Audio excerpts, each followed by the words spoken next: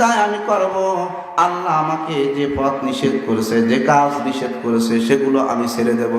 তাহলেই তুমি প্রকৃত মুমিন। ইন্না আকরামাকুম ইনদাল্লাহি আতকাকুম, ইন্না আকরামাকুম ইনদাল্লাহি আতকাকুম।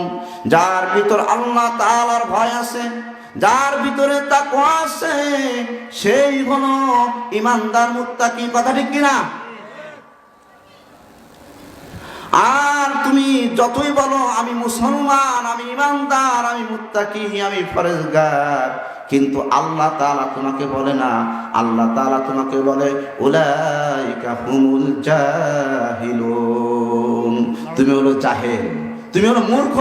তুমি যত বড় শিক্ষিত হও না কেন, তুমি যত বড় দামি লোক হও না কেন, তুমি যত বড় চেয়ারম্যান হও না কেন, যত বড় এমপি হও না কেন, মন্ত্রী হও না কেন, তোমার ভিতর আল্লাহর ভয় নাই, তোমার ভিতর দ্বীন নাই, তোমার ভিতর কোরআন নাই, তুমি রাসূলকে ভালোবাসতে জানো না, তুমি আল্লাহকে ভালোবাসতে জানো না, এবং তুমি নামাজ পড়ো না, তুমি ইবাদত করো না, তুমি যত বড় শিক্ষিত হও না কেন, যত বড় দামি লোক হও না কেন, আল্লাহ তাআলা বলে উলাইকা হুমুল জাহিলুন, তুমি মূর্খের বাপ।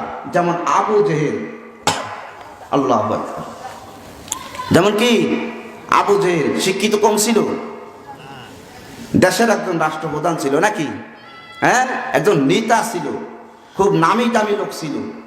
লাস্ট পর্যন্ত কি হয়েছে তার নাম?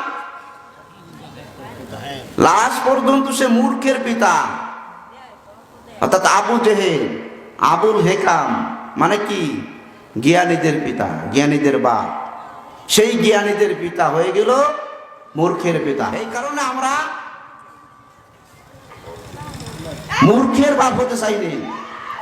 একজন শিক্ষিত না, অশিক্ষিত, কিন্তু সে আল্লাহ তাআলার কাছে দামি হয়ে গেছে, আল্লাহ তাআলা প্রেমে পড়ে গেছে, আল্লাহ তাআলার মহব্বতের বান্দা হয়েছে। সে অশিক্ষিত, মূর্খ, কিন্তু মাঠে কাজ করে, আল্লাহ তাআলা আরশে আযিমে তার নাম লিখিতেছে। কথা ঠিক কিনা? সেই হচ্ছে সবচাইতে দামি লোক। আমার শায়েখ রহমাতুল্লাহ একটা কথা বলতো, বাবারে তোমরা যত কিছুই বলো না কেন, আমি মারা যাওয়ার পরে আমাকে আল্লাহ তাআলা মাফ করে দিয়েছে। আমি মারা যাওয়ার পরে আমাকে আল্লাহ তাআলা মাফ করে দিয়েছে।